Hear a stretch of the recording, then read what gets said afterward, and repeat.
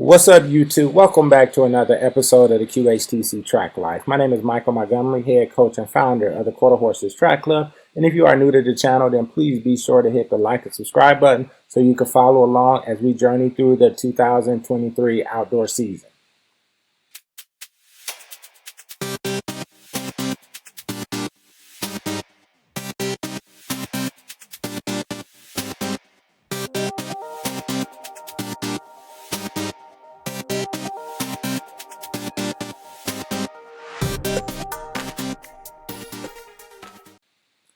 So, with us being a little more than halfway through the outdoor season, we've had our first qualifier. I wanted to do a quick update on the status of the team and show everybody how I prepare for the second part of the season. It's called the late competition season. How we make sure the athletes stay productive, how they stay strong, and how they don't decline too fast over the course of the season from being overworked. So one of the things we do after every competition is we actually go in and track the athletes' performances. So we use a proprietary software called Port Coach. Port stands for Progressive Overload and Recovery Training. And we use that software in order to track our athletes' progress. So after every meet, I go in here and I put the athletes' time in for that meet. So I'm going to kind of walk you through my normal process.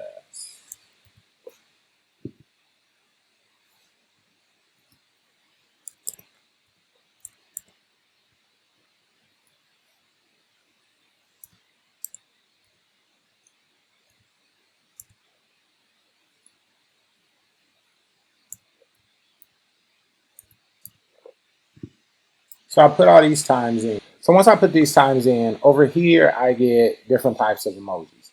The emoji where the cursing emoji is essentially the athlete didn't hit their time. The smiley face with the stars is they did hit their time, or they exceeded or bested their time.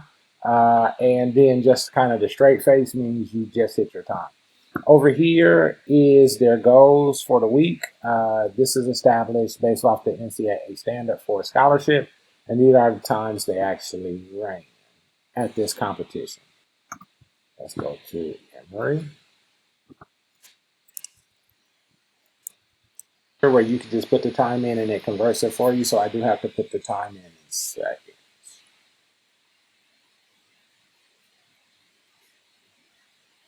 So again, same philosophy. Go here. I can see, all right, so this athlete hit all their weekly goals for the meet, which is exactly what we wanted.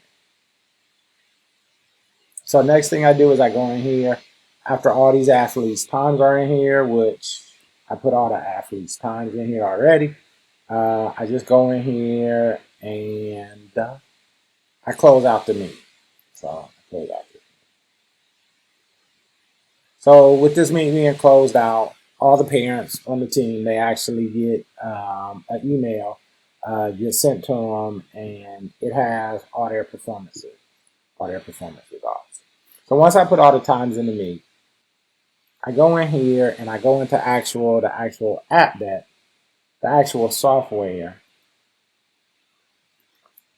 and from here I'm able to see I have tasks to do. I have to do that task down here, and I see that this runner hit their goal in the 400 meter dash. This runner hit their yearly goal in the 400 meter. This runner hit their goal in the 200 meter. This runner hit their goal in the 200 meter. This runner hit their goal in the 200 meter, and this runner hit their goal in the 100 meter. So the first thing I need to do is I need to go in. I need to document this before I start changing it. So let's go, Gabby. All right. So now when I go into each one of these athletes, I could go in here and it tells me, so she ran a 75.41 for the 400. She for the 400 meter hurdle.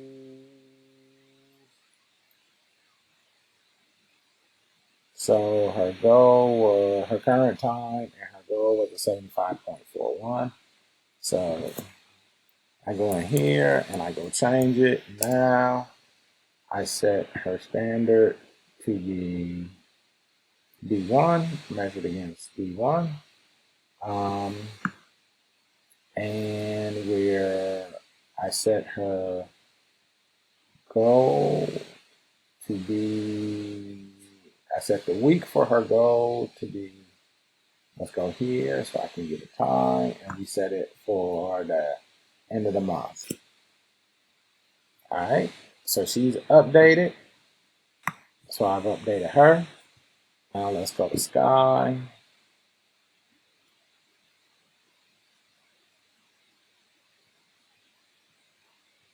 Sky did a 67.16. So let's change that, 67.16.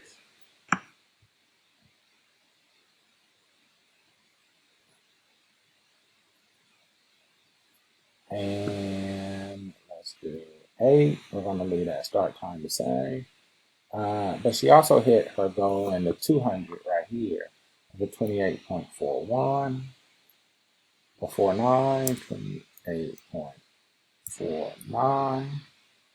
So let's change that. Set her standard to be the NCAA. So now her new goal is a 27.74, and in the 400 is a 65.05. Okay, so now we have all our athletes, all their data inputted, and that's what we needed to do in order to make sure that when we start generating training times for the rest of the upcoming training cycles, we're getting the accurate training times. We're getting the correct. We're generating the accurate training times based on their most current goals and their most current standards. So the next thing I do this late in the season is I start to kind of track athletes, or just kind of look at athletes at a high level just to see if I'm starting to see inconsistencies in their performance. So I'll look at this runner. Now, some of the high school runners, I look at, but if you ran high school track, it may tell me a different picture. But like this particular runner, this is a 15-16. He didn't run high school track. He didn't run middle school track with me, but he stayed with me. So I look at his 400 time. Now I seen a huge jump from last week to this week. I don't really count that. I'm not really factoring in this jump in time. At the qualifier we did this past weekend, the league that we run in, they actually moved the 800 to Saturday. It was originally on Sunday. So on Saturday, this athlete had to run a 400, an 800, and then 400 meter hurdles. That's a lot to ask any runner to do. And so I think mentally you kind of start to check out. So I contribute this jump more towards that, towards mental, than it's actually that runner is actually getting tired. If I go to another runner, let's look at another runner. So let's look at this runner.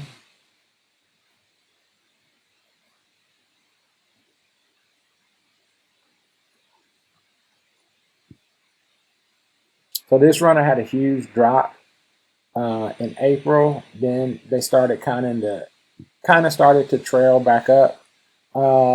It's actually not too bad because this is like 55 to 55.75, 56.8. That was a huge jump. But they start to go back down. Their best time was like a 55.18.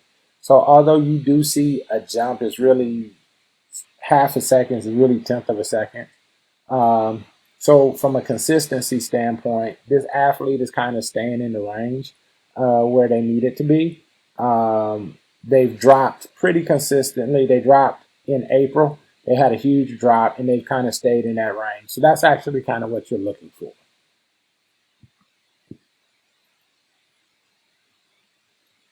Let's see this runner. This runner, I don't have a lot of data on this runner because this particular runner ran high school track.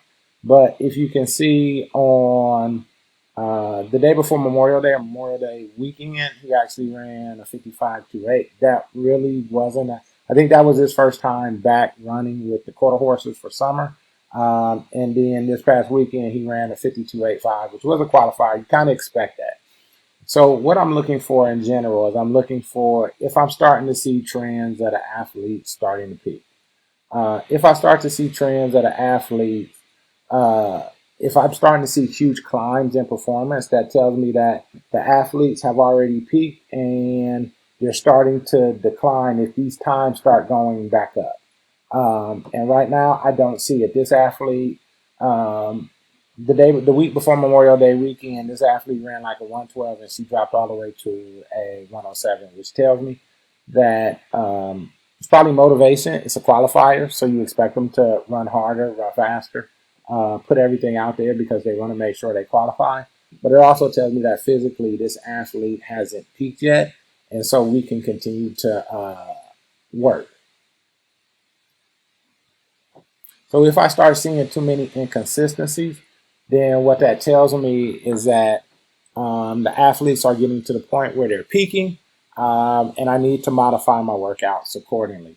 I already know from experience that with it being this late into the season, my athletes are probably starting to get tired. Their body's starting to get tired, and so I need to modify my workouts accordingly in order to accommodate for that. And so the next thing you're going to see is me actually building the workout plan for this week, how I go about doing it. So after a qualifier, when we're in late competition, the focus becomes more maintenance as opposed to actually building.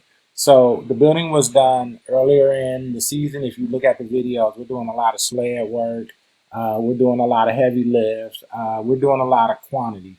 Now, as the season gets later and later, and their bodies begin to break down, we start focusing more on quality versus quantity. So, a lot of the workouts that we're going to start doing, there will be a lot more drill specific workouts.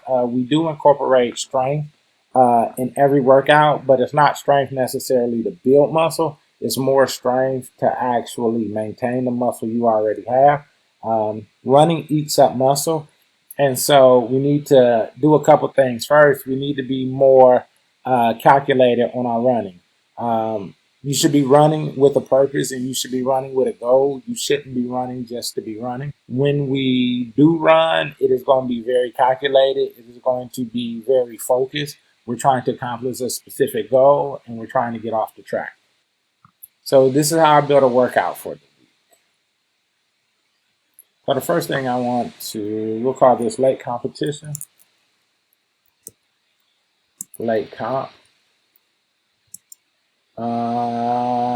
And I don't think we're going to do much running coming up. So we'll call it late comp one.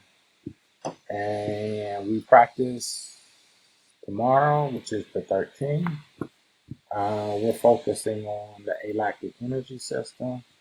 We're setting our goal week for the 15th. And we're setting our event for the 400. Our next qualifier, our national qualifier is at the end of the month, like June 29th through the 2nd. And so because we have a couple weeks before we get to that point, we're going to spend this week strengthening the body and kind of tightening up on the drills. And we're also going to spend this week on kind of cleaning up our starts and cleaning up a few areas, cleaning up the areas or the opportunities of improvement that I seen coming out of the last meet. So we want more, let's say, skill-driven workouts. So we're gonna do tomorrow. We're gonna do 5 rounds of ladder high knees, uh, one set of rest. One set, but with 5 reps. We'll probably do um,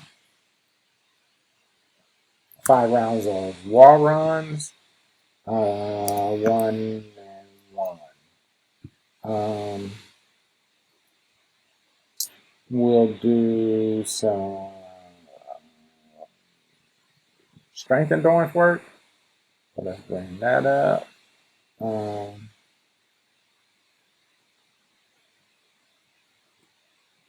We'll do 3 rounds of high planks. 1, and then we'll give them a 30-second break in between.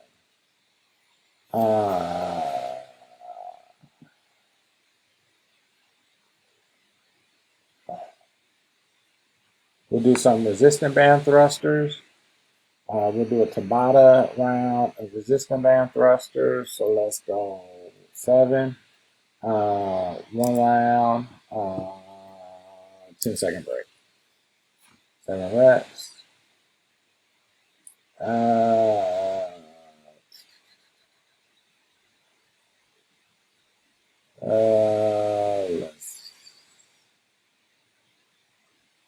Okay. I do want to get some more strength work in.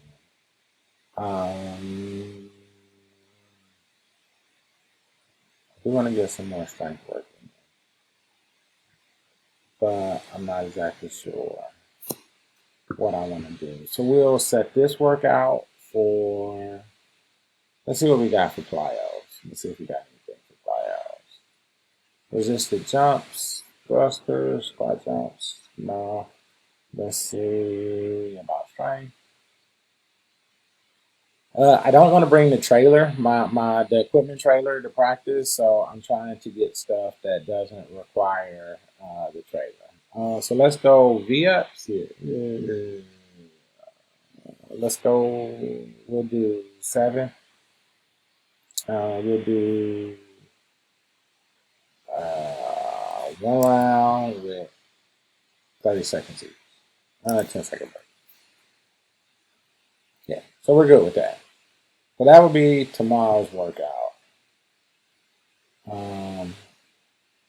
So this workout will actually show up tomorrow. I'll get notified that this is the workout for tomorrow, and you should be good to go. Okay, so now let's create another workout. So we have another practice on Thursday. And today we're going to do late comp _2. So we're going to do late comp 2, and we're going to schedule that workout for Thursday.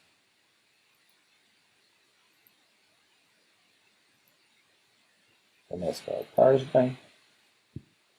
The alactic energy system. We're going to set the goal week for this. The goal week for the 15th. And we're going to set the event for the 400. And we need to get at least some running in, so we'll probably do some speed work. And we'll probably do, we'll do 30-meter harness runs because I do want to focus on blocks. So we'll do 3 reps of that. We'll do 1 set, and we'll do 5-minute rest in between. We'll also do some jump ropes. So we'll go, let's go 4 rounds, 1 set, and the 4 rounds will be for a minute. And then they'll get a 30-second break in between. Let's go 5 rounds.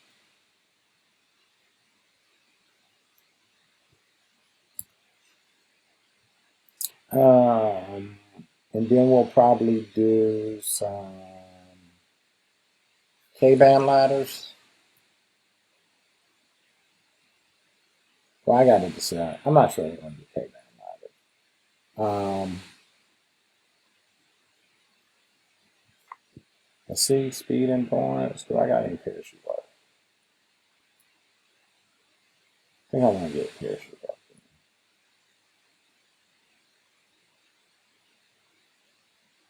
Let's do some flying 100s. We'll do 5. We'll do, yes, I want to calculate time. We'll do 1. And then we'll give them a 2-minute break in between. And I'll put parachute.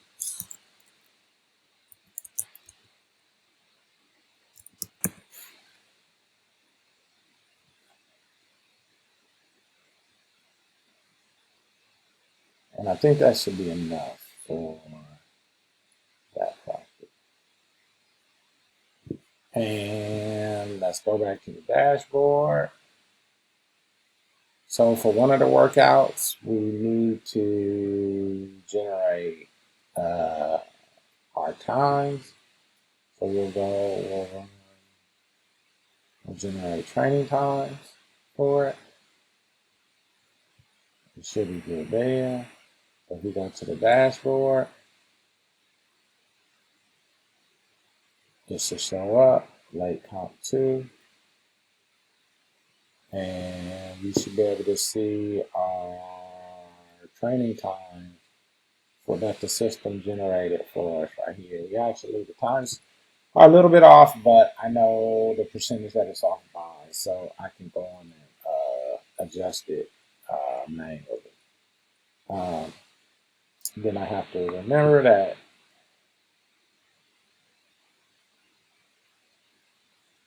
I'll go on and move these. And so we have a workout for Tuesday, the 13th of June, the 15th of June, and the 17th of June. Sunday is Father's Day. Happy Father's Day, depending on when you're watching the video. And we should be good to go. So that's pretty much it. That's the way we build a training plan. That's the way I model the workouts. This is the way I track the athletes, especially late in the season. One of the big things we do is I go through all these athletes and go through their events, and it kind of tells me what they're doing. This athlete in particular, Sky, you could kind of see she dropped consistently, and she's been kind of consistent. She started to increase just a little bit. So what this tells me is that she's been running for a while. She's done a lot of meet. She did the spring season. We had a pretty aggressive spring season. So she's starting to tick up just a little bit. So what that tells me is that her body is starting to break down, which is fine because it's late in the season. But what this also tells me is that one of the things we need to start doing is I need to incorporate more strength and be more calculated with the running. And I can go through all my athletes like this. This particular runner, school track, kind of all over the place because I don't really have her school times. But this is when she actually came back to me. And you can see she has shown a consistent drop. She went 22. She dropped a half second between June 6th through the qualifier. And that's exactly what we wanted to see. For this runner, she's continuing to drop. So if you look at this runner, Emily, she's a young one. She's a young runner, but her times are consistently are starting to drop. You see she kind of slowly plateaued right here, but this was the Memorial Day week, but she started to drop for qualifiers. Let's look at her 200. 200, she's kind of, you see a little bit of a change, but like this was a 31.33, and here she went 31.32. So she did a slight drop. For the qualifier, she went 29.93, which is exactly what we were aiming to see. So in all, this is the way, as a coach, this is the way I monitor the athletes and I track the athletes' progress and I make sure they're doing everything they need to do in order to be successful. If you're looking for a track team or you're looking for a track club, I have a few spots open next year. If you're looking to get this data, or if you're tired of having your coach play Russian roulette or gambling with your track career, come holla at your boy. My email will be in the description. And until next time, peace, deuces, and love. And I see you at the track. We out.